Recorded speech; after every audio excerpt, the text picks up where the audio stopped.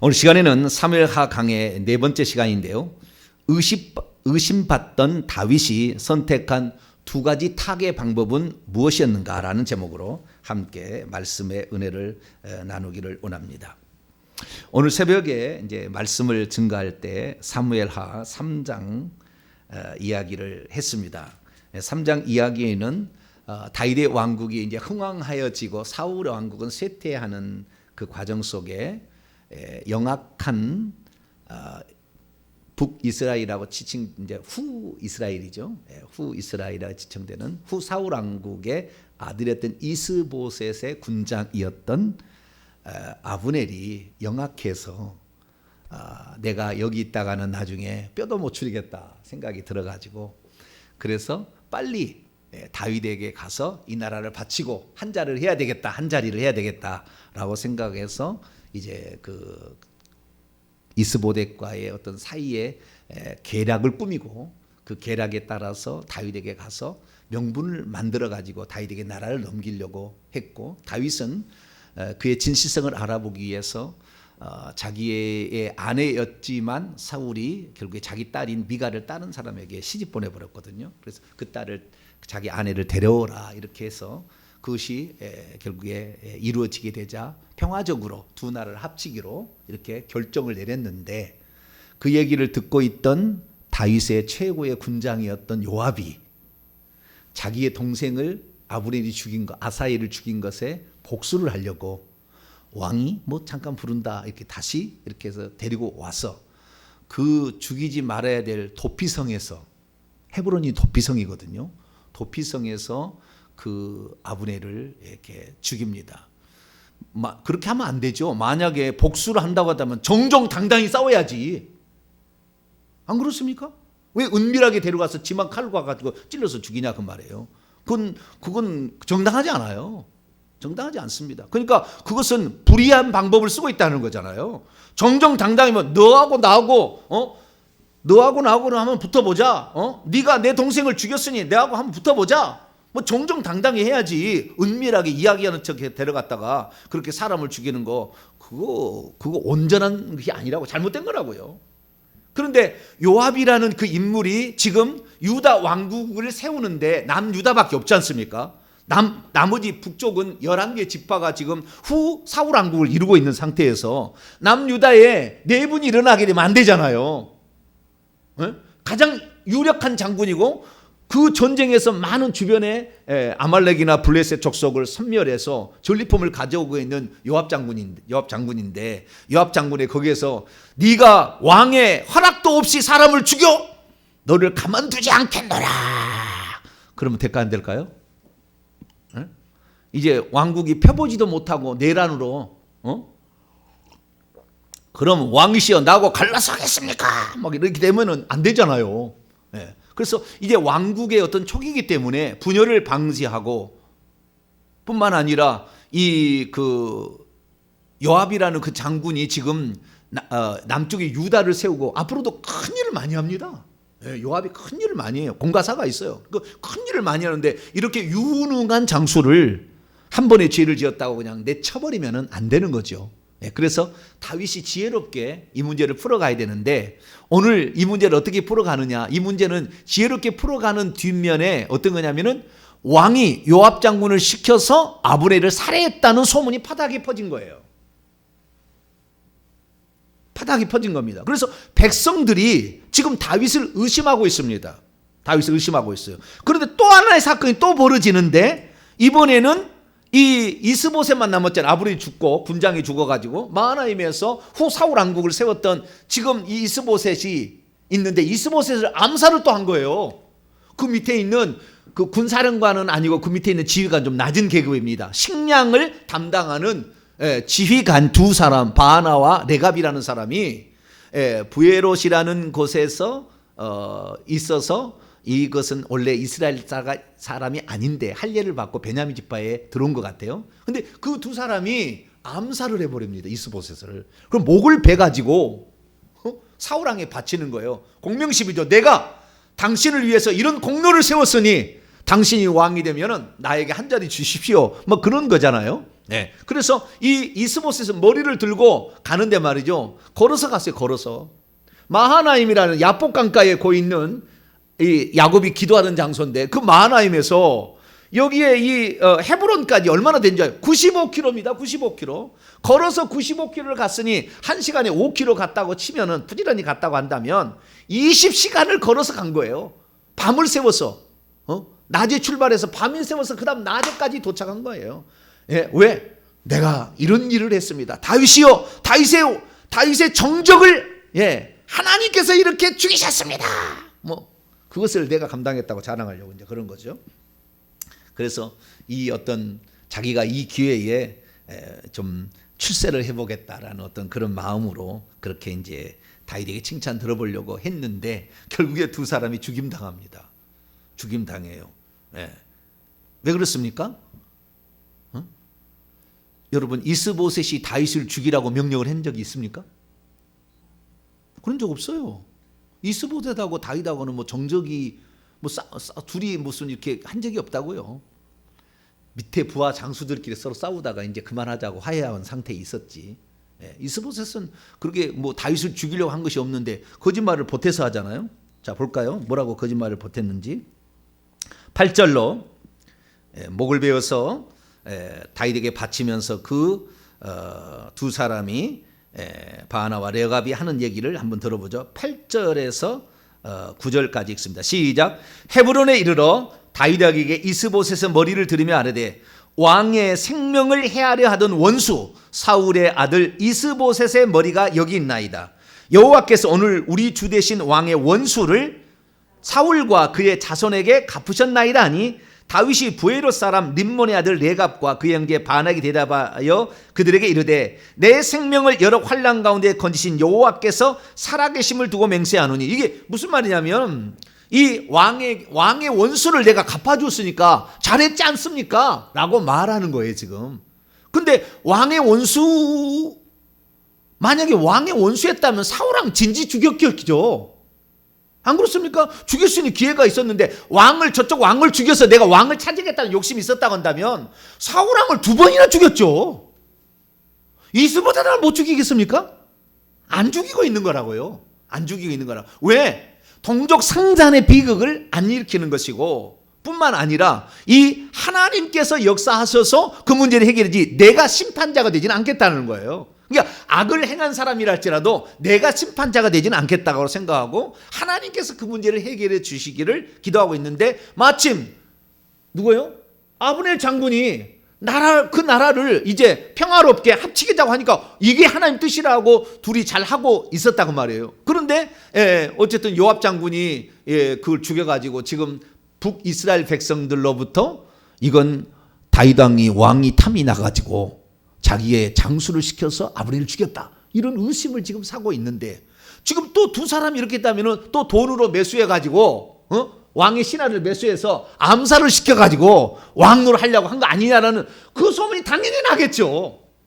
나중에 압살롬이 자기 아들이 반역해자 좀 이따가 나오는데 압살롬이 셋째 아들이 반역해가지고 기드론 시내를 건너가는데 저쪽에서 시므이가 저주를 받으라.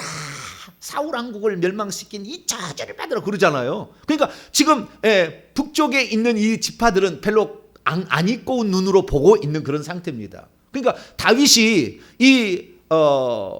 원치는 않았지만 요압이 아브넬을 죽이고 원치는 않았지만 그 신하가 이스보셋을 죽이는 바람에 오히려 오해를 지금 사게 생겼다 그 말이에요. 오해를. 그래서 이 다윗은 그 오해를 받는 상황에서 어떻게 문제를 풀어갈 건가요? 어떻게 문제를 풀어갈 건가? 그래서 이 다윗이 썼던 2가지 방법이 있어요. 다윗이 썼던 2가지 방법. 그래서 우리도 어떤 억울한 일을 당한다든가 의심을 받는다든가 무슨 모함을 받다든가 그럴 때 어떻게 해야 되느냐? 네가 나를 모함해 오냐 두고 보자. 내가 너를 가만두지 않으리라. 그래가지고 보복을 하면 안 돼요. 보복은 또 다른 보복을 나오는 거잖아요. 성경에는요 보복하지 말라 그럽니다.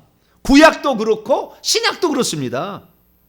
구약에는 뭡니까? 너희 원수를 사랑하며 레위기 19장 18절에 보면 너희 원수를 사랑하며 예수님 뭐라고 했습니까? 원수가 오리를 가고자 하던 심리를 동행하고 겉옷을 나르면 속옷까지 줘라.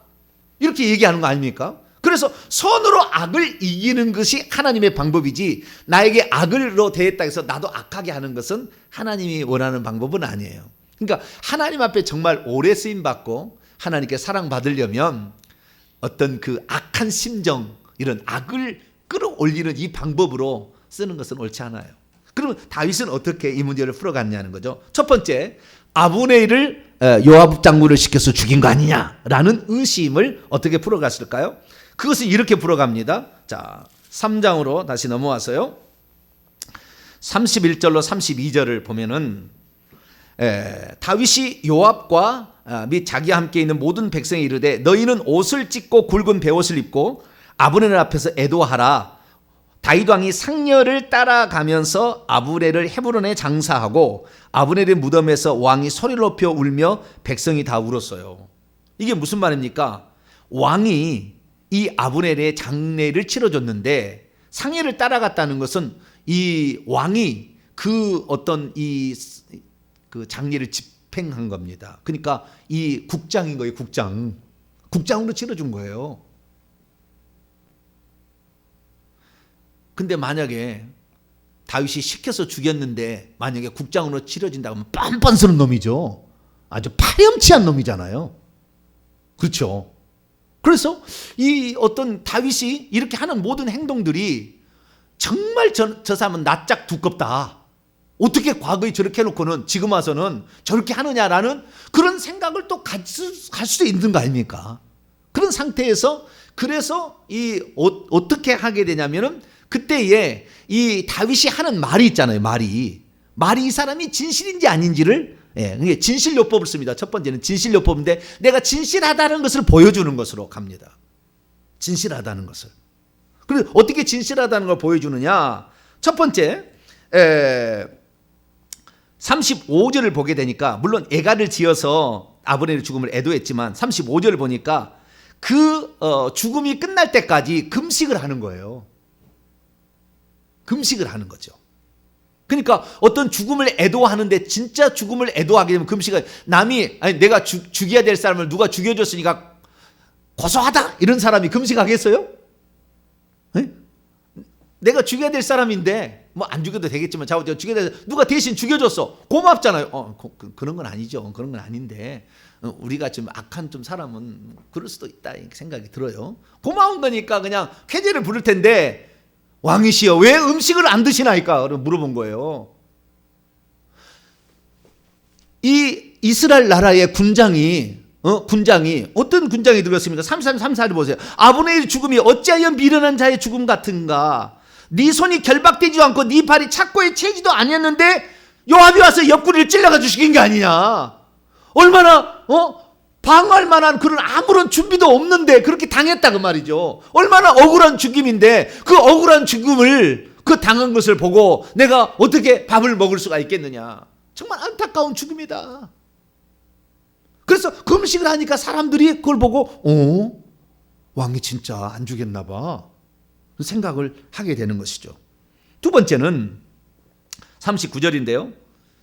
이 왕이 38절부터 보게 되면 오늘 이스라엘의 지도자요 큰 인물, 다윗은 그렇게 생각했어요. 이스라엘 지도자 큰 인물 아브넬이 죽은 것을 알지 못하느냐?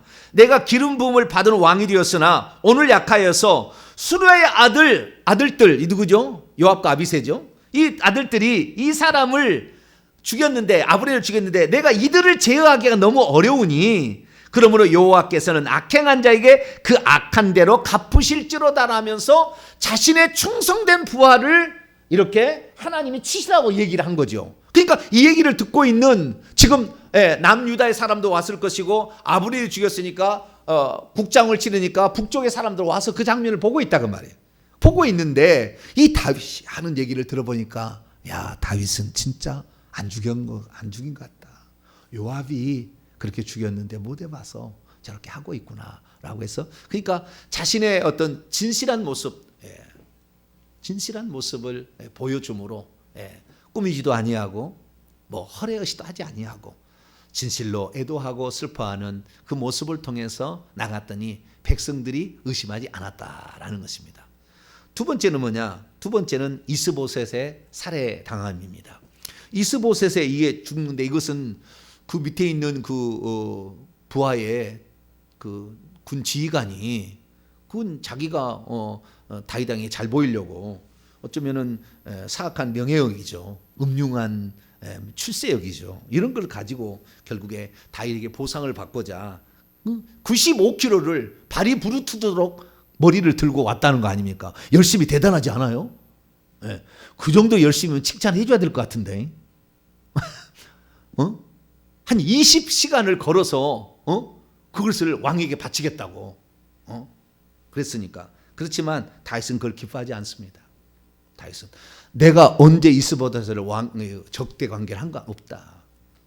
과거에 사울 왕을 아말렉 청년이 죽였다고 이 왕 죽은 데서 왕관하고 머리는 그 블레셋이 가져갔잖아요. 사울 왕을 잘라가지고. 그래서 왕관하고 그다음에 이거 팔찌 이거 벗겨가지고 와서 다윗 왕에게 잘했다고 하려다가 오히려 죽임을 당했잖아요. 그 친구가. 나도 사울 왕 하나님의 기름 부은 종을 죽이지 않는데 너는 왜 이렇게 죽이느냐. 그렇게 해서 결국에 그 청년을 죽이고 마는 그런 그 사태가 있었거든요. 똑같은 거죠. 이번에도 내가 시키지 않았는데 그가 스스로 했다고 이렇게 하는데 이것은 옳은 일이 아니다. 왜냐하면은 이스보셋이 무장도 하지 않았고 이스보셋은 뭐 어떻게 하지 않았잖아요. 그래서 이것은 그렇게 좋은 일이 아니다. 그런데 저는 왜 이런 다윗이 이렇게 자기가 어쩌면은 죽으면은 고소한 일이거든요. 이스보셋 잘 죽인 거예요. 내가 나라를 빨리 차지하려면 이스보셋이 빨리 죽어줘야 되는 거죠. 아브넬이 빨리 약해져야 되는 거죠. 뭐 그러니까 요압 장군이 대신 해주고 레갑과 바하나가 대신 해줬으니까 잘했다고 해야 될 것 같은데 꼭 뒤에는 잘했다고 안 해요. 이게 보면은 그럼 왜 이런 일을 하게 될까? 저는 이 사건을 통해서 철저하게 한 가지 내가 깨닫는 게 있어요. 철저하게 이 다윗이 왜 이랬을까? 어쩌면은 자기의 본색을 안 드러냈는가? 자기 악한 심정이 있는데 그걸 안 드러내려고 그랬을까? 배 생각을 다 해봤는데 단 한 가지 나는 거래요. 내가 생각할 때 단 한 가지입니다. 그건 뭐냐면 하나님께서 어쨌든 간에 권위자를 하나 세우면 그 권위자를 손대지 않아요. 그건 하나님이 주신 권위라고 생각을 하는 거예요. 그래서 그 권위자를 손은 안 댑니다. 끝까지 보호를 해주는 거예요. 그 하나님이 세우셨다고 생각하고 권위자는 하나님이 세운 거니까 하나님이 치셔서 병이들 죽든지 전장에 다 죽든지 하는 것이지 내가 그럼 죽이는 게 아니다 이런 생각을 항상 가져요. 그래서 다윗이 이 생각을 가지고 끝까지 지도자를 죽인 죄를 죄 없다 하지 아니하리라 딱 해버린 거거든요. 그러니까 일평생에 다윗의 부하가 된 사람은 다윗을 절대 죽이려고 하지 않아요. 왜? 그걸 봤거든. 지금까지 다윗이 하는 걸 봤거든. 그래서 내 주군을 위해서라면 나는 목숨을 바칩니다 이거예요. 어느 날 큰 장수가 이게 아직도 골리앗 같은 거인족이 있어가지고 어느 날 다윗을 죽이려고 달라들어서 거의 죽을 뻔했어요. 아비새가 급히 들어가가지고 그 다윗을 젖혀놓고 자기가 싸워서 그 사람을 거인을 죽이고 다윗을 살리면서 뭐라고 한 줄 아십니까? 이스라엘의 등불이요 당신이 꺼지면 안 됩니다. 당신은 나가 계시고 우리가 가서 싸우겠습니다. 이렇게 얘기하거든요. 그러니까 이 모든 게 뭐냐? 아비새가 과거에 이 하길라산에서 이 사울 왕을 어떻게 하고자 갔다가 보니까 아브넬도 잠 퍼자고 있고 말이죠. 잠 퍼자고 있었는데 이 아비새가 그러지 않습니까? 왕이시여 말씀만 하소서 한 방에 끝납니다. 그냥 창으로 그냥. 그런데도 아니야. 그렇게 하지 마라. 하나님의 기름 부음 받은 종을 죽이는 거면은 죄가 없다고 하겠느냐. 그러면서 끝까지 그 철저하게 보호하는 것을 보고 그 밑에 사람들이 충성심을 하는 거예요. 그러니까 오늘날의 지도자가 훌륭한 지도자가 되면 말만 하는 것이 아니라 삶 속에서 그걸 보여줌으로 그것이 뼈저리게 삶 속에 들어오는 겁니다. 그래서 다윗이 정말 이 이스라엘 나라의 유사 이래로 자기가 다윗 왕국처럼 훌륭한 왕국이 없었고 다윗 왕국처럼 태평 천국을 이룬 왕국이 없었어요. 그 이후에도 없고 그 이전에도 없었어요. 그렇게 되는 것은 그 다윗이 하는 행동을 보고 주군에 대해서 나의 주군에 대해서 나는 내가 죽는 것이지 주군을 죽이는 건 아니다. 아무리 잘못했다 할지라도 그 생각이 다 이렇게 있는 거예요. 그래서 압살롬이 반역을 한다 할지라도 그 주군을 따라갑니다. 압살롬에 붙지 않냐고 주군을 따라가는 거예요. 그래서 그 모습이 정말 우리가 참 본받아야 할 모습이다. 그러니까 이것은 뭡니까? 우리가 한번 하나님을 나의 하나님으로 섬긴다고 작정을 했으면 얻어 터지고 뭐 병이 들고 뭐 무슨 일이 있다 할지라도 나는 오직 주님, 나는 주님과 함께 살고 주님과 함께 죽겠습니다. 할렐루야. 그런 지조 있는 믿음을 하나님에 대한 신앙도 그렇게 갖는 것을 하나님이 원하시구나라는 걸 저는 이 다윗의 모습을 통해서 배웠어요. 그래서 우리의 삶에 있어서 조금 내 삶이 어렵다고 하나님 안 믿어 이렇게 하지 말고 오직 내가 한번 이 살아계신 하나님이랑 이거 정말 다른 신들은 다 가짜니까 근데 이 살아계신 하나님이라 한다면 하나님을 위해서 내가 싸우다가 혹시 손해를 보고 하나님을 위해서 내가 일하다가 어려움을 닥친다 할지라도 절대 우리의 입술을 부정한 입술을 만들지 아니하고 내 입술에 자크를 채우고 오직 하나님께서 일하시고 하나님이 나를 도와주시고 때가 돼서 나를 데려가시면 나는 감사합니다 고백하고 가리라 막 이런 마음을 갖게 될 때 하나님께서 너 됐다 너는 왕의 자격이 있어 너는 남유다의 왕국의 왕만 될 것이 아니라 전 이스라엘 12지파의 왕이 될 만하다 하나님이 인정을 해 주시지 않나 그런 생각이 듭니다. 그래서 이 두 사람을 죽이고 말이죠. 이 두 사람의 손과 발을 잘라버립니다. 그래서 손과 발을 잘라가지고 헤브론의 우물가에다 전시를 해놔요. 왜? 그 손으로 죽였잖아요. 그러니까 이건 그래서 예수님도 네가 손이 범죄하면 잘라버리라 막 발이 범죄하면 잘라버리고 눈이 범죄하면 눈을 하나를 파버리라 막 하잖아요. 그러듯이 우리가 범죄하는 거 그거 조심해야 된다는 것을 샘플로 보여주게 되고 그리고 이스보셋의 머리만 가져왔는데 이스보셋을 아브넬의 그 무덤 위에다가 같이 옆에다가 장사를 해줍니다. 그래서 둘이가 죽어서는 화해하라 이런 의미로 이렇게 해주니까 온 이스라엘 사람들이 다 다윗왕 만세예요. 다윗왕 만세. 저렇게 사람들을 억울하게 죽이지 아니하고 그 사람들 그 챙겨주고 사랑해주고 아껴준다고 한다면 이 사람이 이스라엘의 왕이라도 합당하다. 5장 1절 읽고 마치겠습니다. 5장 1절 5장 1절부터 2절까지 읽습니다. 시작. 이스라엘의 모든 지파가 헤브론에 왔어요. 남쪽 유다로 헤브론에 이르러서 다윗에게 나와 이르되 보소서 우리는 왕의 한 권력입니다. 뭔 권력이 옛날에 맨날 싸웠는데 자 바뀌었어요. 전에 곧 사울이 우리의 왕이 되었을 때에도 이스라엘을 거느려 출입하게 하신 분이 왕이셨고 여호와께서 왕에게 말씀하시기를 내가 내 백성 이스라엘의 목자가 되며 내가 이스라엘의 주권자가 되리라 하셨나이다. 그러면서 왕으로 추대를 해서 드디어 전 이스라엘의 왕이 되는 그래서 그의 나이가 37세 되던 해에 전 이스라엘 왕이 된 것이 바로 오늘의 이야기입니다. 그래서 오늘 우리가 알 수 있는 것은 두 가지입니다. 하나는 어떤 억울함을 당하는가 의심을 받는다는데 항상 진실함으로 계속 나가라. 권모술수를 쓰지 말고 진실하게 내가 할 도리를 쭉 해라 하는 것이고 두 번째는 항상 일관되게 누구라고 봐주고 누구는 하고 이렇게 한 게 아니라 원칙을 세워서 그 원칙대로 일관되게 계속 이렇게 나가면은 그것이 되는 겁니다.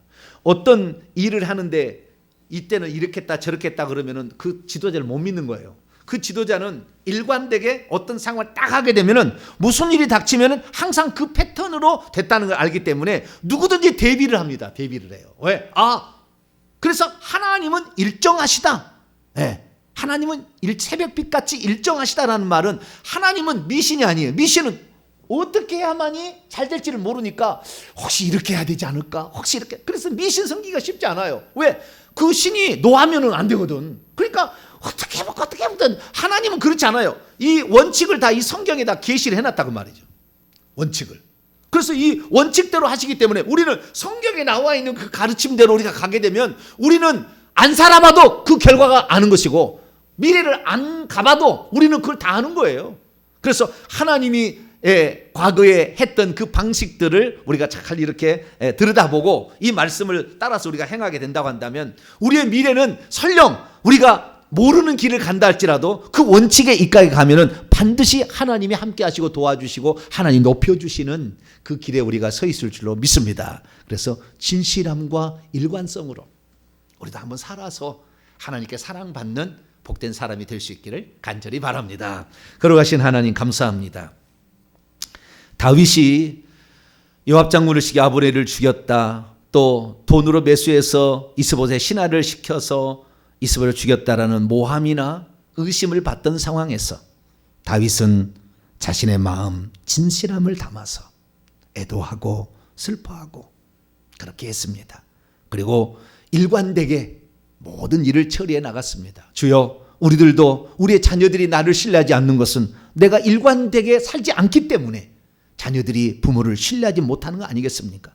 우리를 통해서 하나님을 보고 있는데 우리 자녀들 앞에 일관되게 살아갈 수 있는 그런 자가 되게 도와 주시옵소서. 우리 주 예수 그리스도의 이름으로 기도하옵나이다.